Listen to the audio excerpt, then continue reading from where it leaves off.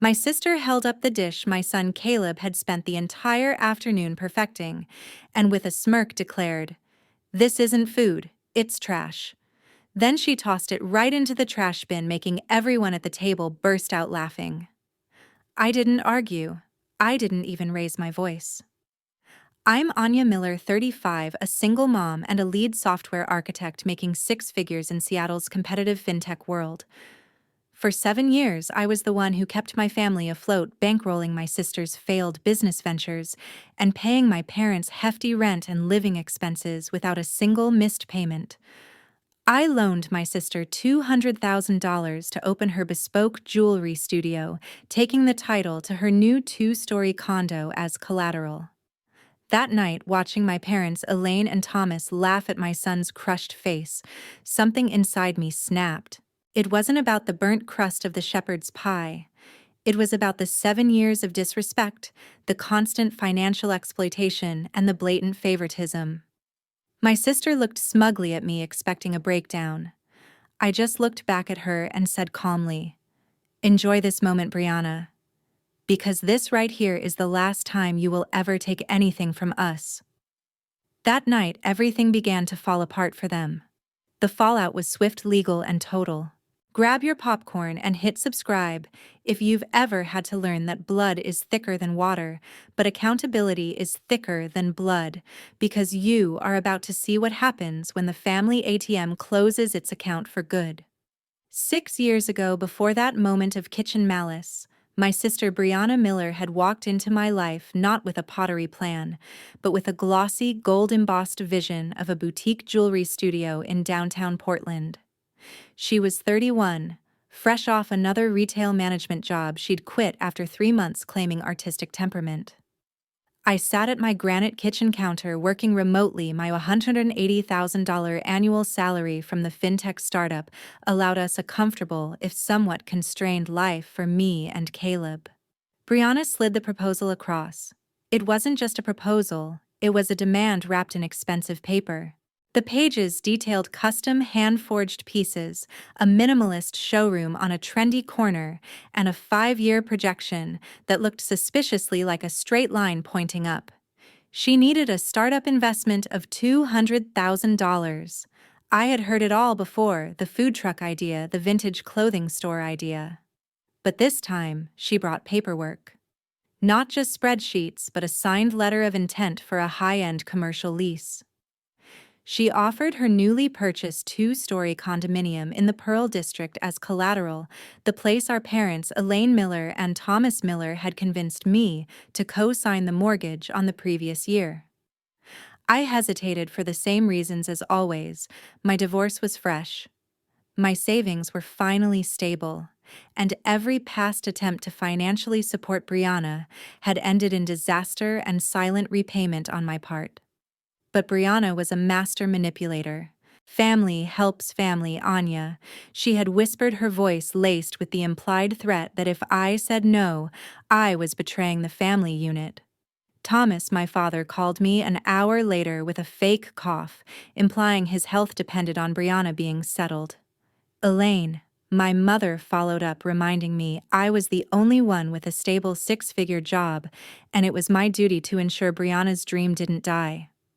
I met with Dean Harrison the next week, a corporate attorney I'd started dating, and who also handled my basic estate planning.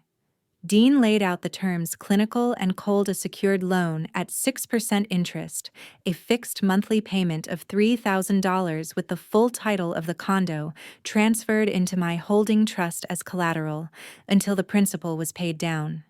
Brianna signed without reading the fine print, the pen scraping loudly against the polished wood of Dean's desk.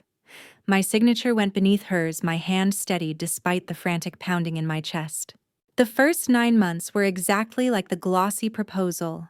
Payments hit my account on the 5th, automated and clean. Brianna's Instagram was a stream of glowing reviews, sold-out collections, and photos of her hands covered in silver dust, grinning.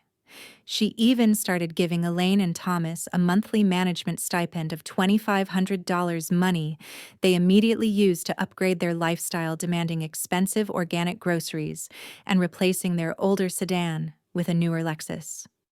I kept paying their rent and insurance separate from that stipend, quietly footing half their lifestyle costs and taking on Brianna's business debt. Then the transfer stopped. Not slowly, but abruptly. The first month I drove to the studio. The door was locked during peak afternoon hours. When I reached Brianna, she was at a luxury resort in Palm Springs, claiming supply chain issues had halted production.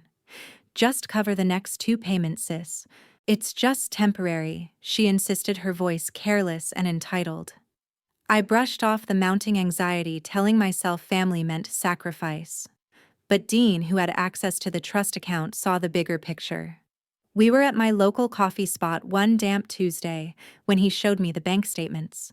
"Anya, she's not paying the interest, let alone the principal. She's bleeding the studio account dry on personal travel and designer bags, then using the management stipend she gives your parents to cover the lease on the condo I hold title to.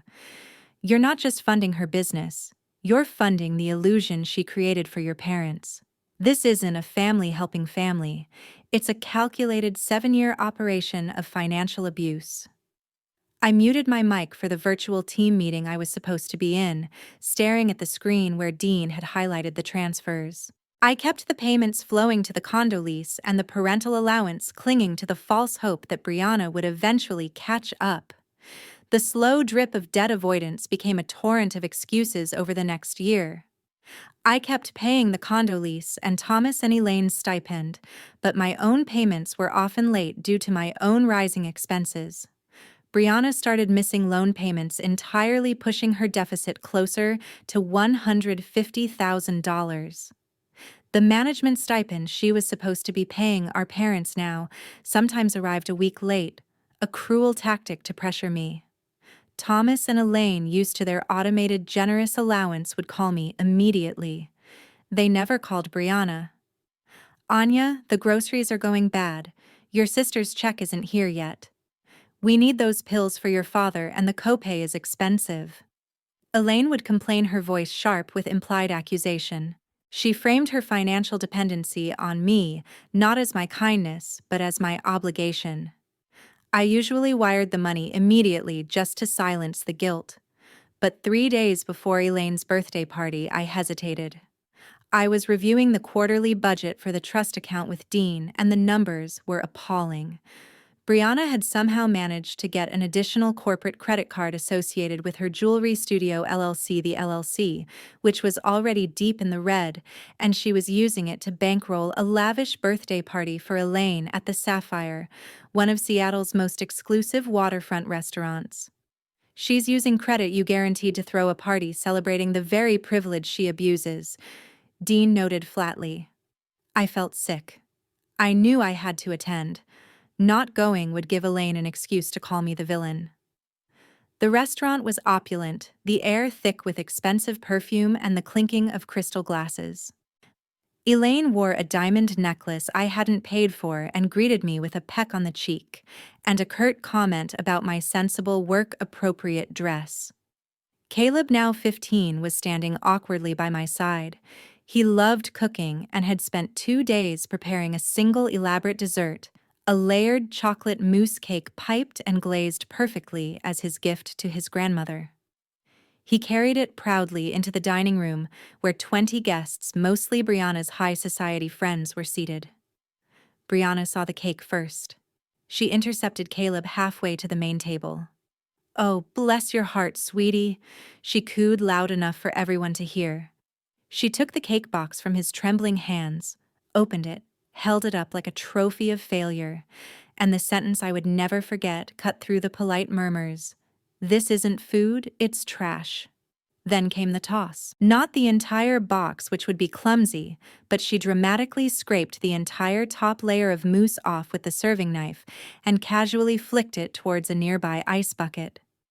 Elaine and Thomas looked at the chocolate streak on the floor, then at each other, and erupted into peals of laughter, a sound that was pure, unfiltered endorsement of Brianna's cruelty. Caleb's eyes welled up, but he didn't cry. He just stood rigid, his hands clenched. That laughter, that loud, privileged sound, was my breaking point. I felt the professional composure I'd cultivated over years crack. I walked up to the table, not rushing, just walking. Brianna was still smirking. I looked directly at her, pulling out my phone. That was a good line, Brianna. Truly vintage entitlement, I said, my voice steady, the adrenaline a cold wash over me. I ignored the gasps of the guests, but you should have enjoyed the moment while it lasted. I opened the bank app, navigated to the LLC's credit accounts, and right in front of her, I revoked authorization on all 4 corporate cards. I saw the confirmation notification pop up on my screen, followed instantly by the terrified, confused look on Brianna's face as her phone buzzed with 4 consecutive failure to authorize alerts. "What did you just do, Anya?" She hissed, her face draining of color. I put my phone back in my pocket. "I told you this is the last time. It's over." I gently took Caleb's arm. "Enjoy the trash, Brianna, because starting tonight you're on your own." The morning after the birthday party felt strangely quiet. I hadn't slept well, but the air was clear of the low-grade anxiety that had hung over me for 7 years. I was in my home office checking the mortgage and utility payments, rerouting them from the shared trust to my personal accounts when the call started. Dean Harrison was the first. "Anya, the legal notices are out?" he stated calmly. "I filed the paperwork. Since the LLC defaulted on the loan 18 months ago, we're initiating the collateral claim on the Pearl District condo. Brianna will get a pay or quit notice within 72 hours. The second call was from a bank representative sounding frantic. The 4 credit cards I had deactivated belonged to a line of credit Brianna had personally guaranteed using a substantial asset, a small but expensive custom-built motor yacht she kept docked in the Puget Sound. "She's been trying to run charges all morning, Ms. Miller. We're freezing the personal credit line and initiating proceedings to repossess the yacht as per her signed agreement," the banker informed me. The yacht was a frivolous purchase, another status symbol I hadn't known about, and now it was sinking her faster than my $200,000. The third call, and the most anticipated, was from Elaine. "Anya, are you insane? What did you do to Brianna's cards? We're stranded. Your sister can't pay for the caterers. The party supply store is demanding payment, and the condo association just called Thomas about a missed fee. She says the cards aren't working." "That's correct, Mother," I replied, keeping my tone professional. "Brianna defaulted on the secured loan 18 months ago. The cards were tied to her business and they are now suspended. As of last night, the family ATM is officially closed." Elaine's voice rose to a screech. "But what about our stipend? We haven't bought groceries yet. Thomas is running out of his heart medication. You can't just cut us off. We are your parents. I have already transferred the funds to cover your rent and insurance for this month, as I have done for years," I explained carefully. "The $2,500 management stipend was a gift from Brianna's business, which is now defunct. You need to call Brianna for that money. And regarding father's medication, you have the insurance card. You need to use your own funds for the copay, or if necessary, contact the pharmacy directly. I am not financially responsible for Brianna's business decisions or your monthly allowance anymore." Elaine hung up with a sharp, dramatic sob. The calls and texts from both parents and Brianna became a constant, suffocating barrage, all centered on their immediate discomfort. They hadn't grasped the bigger, far more devastating reality. That evening, Dean sent me a picture. It wasn't the condo, but the yacht, a gleaming white mini cruiser being hauled out of the water by a towing service. "One piece of collateral secured. Next stop, the condo," his message read. I felt a pang of cold satisfaction, not of joy, but of necessary closure. This wasn't revenge. It was an enforcement of boundaries they had repeatedly violated. While Brianna was likely panicking over the loss of her boat, Thomas and Elaine were still focused on their petty needs. "Thomas needs his blood pressure medicine, Anya. You are deliberately trying to harm your own father just because of a silly argument over a cake," Elaine texted late that night. I did not respond. I logged into my account and set up automatic transfers for a year's supply of Thomas's prescription to a pharmacy near their home. but with my address as the billing contact. I would ensure his health was not actually endangered, but I wouldn't let Elaine use him as a weapon anymore. The $2,500 allowance, however, remained cut off, forcing them to confront their newly strained reality. The social media world was Brianna's next battlefield. When the jewelry boutique's lease was terminated and the eviction notice on the condo was served, she went public. She started an aggressive smear campaign on her business's formerly vibrant Instagram account, pivoting from luxury items to stories of victimhood. Brianna didn't mention the $200,000 she owed or the yacht. Instead, she posted tearful filtered videos about the cruel sister who had stolen her life's work and financially abused their aging parents, forcing them to choose between food and medicine. The comments section exploded. I was instantly labeled everything from a narcissist to an ATM machine who thinks money buys love. Elaine and Thomas jumped in, leaving comments that detailed their suffering, the missed yoga classes, the sudden reliance on generic heart medication, and the lack of funding for a planned luxury cruise. My work friends and colleagues started seeing the posts. My best friend Zara Patel, a sharp no-nonsense therapist, called me immediately. Anya, this is textbook emotional warfare. They're using the court of public opinion because they lost in the court of law. This is calculated, and it's going to impact your reputation if you don't fight back. I was numb to the accusations, but I couldn't risk my professional standing. As a high-level architect, integrity and trust were everything. Dean and I realized the temporary restraining order (TRO) we had planned needed to be filed immediately, not just against Brianna, but also against Elaine and Thomas. The grounds were emotional abuse and harassment of a minor Caleb combined with defamation against me. The harassment intensified. Brianna started showing up outside Caleb's high school track practice not to talk to him, but to stand awkwardly near the fence, talking loudly on the phone about her heartbreak, while Caleb was forced to run laps. She even managed to use her old garage code to gain entry to my house one afternoon, leaving a handwritten letter detailing all the ways I was a terrible daughter on my kitchen counter. That was the last straw. The intrusion into my home security was terrifying, particularly for Caleb. I acted swiftly, turning my house into a fortress. I immediately had the garage codes changed and installed high-end smart locks that require biometric entry, eliminating physical keys. Most critically, I installed a comprehensive security system with a panic button and a dedicated monitor for Caleb linking directly to my phone and Dean's legal office. The following day, a process server delivered the temporary restraining orders to all three of them at the Pearl District condo just hours before their final eviction deadline. The papers ordered Brianna, Elaine, and Thomas to cease all contact, direct and indirect. No phone calls, no texts, no social media mentions, and, most importantly, they had to maintain a distance of at least 100 yards from me, Caleb, my residence, and my place of work. Brianna called Dean, screaming about how I was using the legal system to abuse the elderly. Dean, true to his cool professional nature, simply read the statute regarding harassment and ended the call. For the first time in weeks, my phone was silent. The instant, crushing silence was more unsettling than the constant ringing. It felt like I had ripped off a noisy bandage only to reveal the deep, infected wound underneath. I knew the silence was only temporary, the calm before the storm of the permanent restraining order hearing, but for Caleb and me, it was a moment of profound, necessary peace.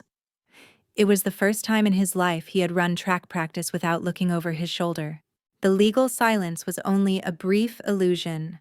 Within 2 weeks, the financial consequences of their actions accelerated dramatically. Brianna's remaining assets were seized by the bank to cover the yacht debt, and her jewelry studio was officially dissolved. She filed for personal bankruptcy, trying to discharge the remaining $150,000 I was owed, but Dean was already prepared to contest it on the grounds of fraud and willful malice. Meanwhile, Thomas and Elaine, unable to sustain the rent on their high-end apartment without Brianna's stipend and their reliance on my generosity, were forced to move. They found a much smaller subsidized two-bedroom apartment near a cheaper part of town. The sudden downgrade in their lifestyle, coupled with the stress of the legal separation, hit them hard. The very day they completed the move, Dean called me with an unusual piece of news. Brianna's condo sale just closed. The bank recovered their mortgage and your trust recovered the principal loan. You are now whole on the $200,000, Anya. I felt no euphoria, only exhaustion. The true cost of that money was the severance of my family ties. That evening the phone rang. It was Zara. She sounded strained.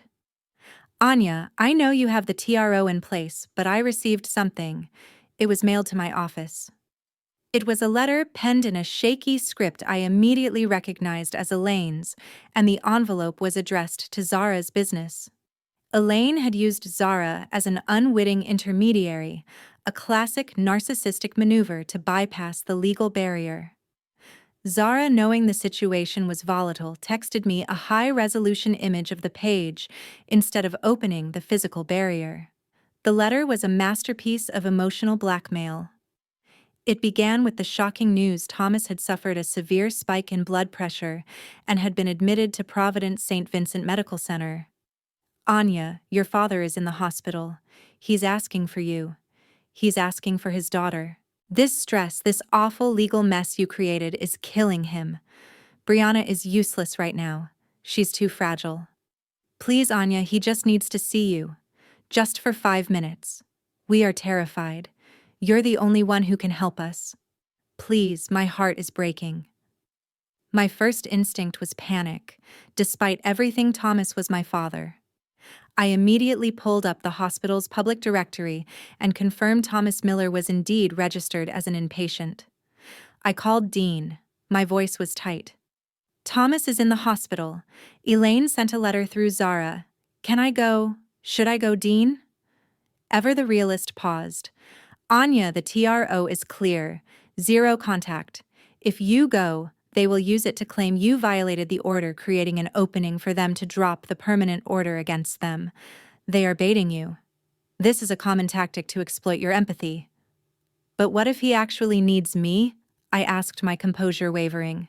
You already ensured his health was covered, didn't you? You prepaid his medicine. You did your duty as a daughter. Now let's do your duty as a client. We stick to the law, Dean advised. I will make a single legal inquiry. I'll call the hospital administration, not the room, and confirm his status and that he is receiving care. Nothing more. Dean called back 20 minutes later. Thomas Miller is stable. His condition is minor, likely due to emotional stress and not a life-threatening event. He's comfortable. But here's the key. Anya Brianna is registered as the primary point of contact and has been monopolizing the nursing staff's time telling them her poor family story.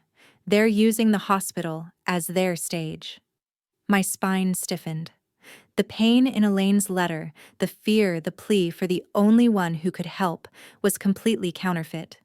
They were simply looking for a way to break the TRO, to regain control, to get their financial access back. I deleted the picture of the letter from my phone. I would not let them turn their sickness into my burden, nor their theatrics into my legal defeat. The day of the permanent restraining order hearing arrived, and the atmosphere in the courtroom was suffocatingly heavy. I sat beside Dean, dressed in a sharp navy suit, my posture rigid.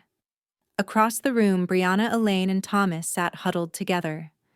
They looked noticeably frailer and cheaper in their off-the-rack clothes, a sharp contrast to their former self-appointed aristocracy. Their lawyer, a tired public defender who looked ready to retire, attempted to paint me as an unfeeling millionaire using her wealth to harass a vulnerable, financially ruined sister and elderly parents.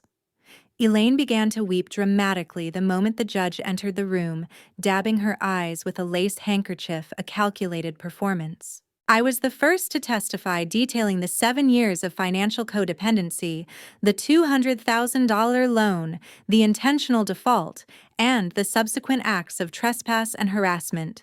Dean presented the evidence, the loan agreements, The title transfer documents the security footage of Brianna's unauthorized entry into my home, and the police report filed after the incident at Caleb's track practice. The emotional core of the case, however, was Caleb. He was the final witness. At 16, he was articulate, sensitive, and visibly nervous, but determined. I watched him walk to the stand, a brave warrior in a crisp white shirt. "Caleb, can you describe the events of your grandmother's birthday party?" Dean asked gently. Caleb's voice was clear, if a little shaky. He described the mousse cake he had baked for 2 days, the pride he felt bringing his offering, and the moment Brianna had humiliated him. She looked right at me and she said, "This isn't food, it's trash." And then she scraped it into the bucket, he recounted, glancing briefly at his grandmother Elaine, who immediately looked away, her weeping suddenly ceasing. Dean then shifted to the broader pattern of emotional abuse. "Caleb, did your family ever treat you differently from your Aunt Brianna?" "Yes, sir," Caleb answered firmly. "My grandmother always told me I was Anya's responsibility, but Brianna was the family's special project. If I got an A, my mother would congratulate me. If Brianna bought a new purse, my grandparents would throw her a dinner party. They always made me feel like an outsider, a second-class citizen in my own family." He went on to describe the fear he felt when Brianna appeared at his school, forcing him to alter his routine, and the anxiety from the constant calls and texts. His testimony was devastatingly honest, not spiteful, but simply recounting the truth of his experience. The moment Caleb stepped down, the judge called for a brief recess. When we returned, the air was electric. The judge looked directly at Brianna Thomas and Elaine. "The court has heard extensive testimony regarding a pattern of severe financial and emotional abuse, spanning several years, culminating in a demonstrated threat to the petitioner's minor child." He continued, his voice firm and unwavering. "The temporary restraining order is hereby made permanent, effective immediately. Ms. Brianna Miller, Mr. Thomas Miller, and Ms. Elaine Miller are permanently prohibited from contacting Ms. Anya Miller or her son Caleb Miller, directly or indirectly, in person, by phone, or through any social media platform. The distance restriction of 100 yards is permanent, and any attempt to circumvent this order, including the use of intermediaries, will result in immediate arrest." The hammer had fallen. Brianna gasped an ugly sound of shock. Thomas looked defeated. Elaine, however, glared at me with pure, unadulterated hatred, the mask of the grieving mother fully gone, revealing the true narcissist underneath. I didn't react. I simply reached out and took Caleb's hand, squeezing it tight. The court order was not the end of the pain, but it was the end of their legal power over us. We stood together, no longer victims, but two survivors walking out of that toxic arena, ready to embrace a future where our only concern was our own well-being.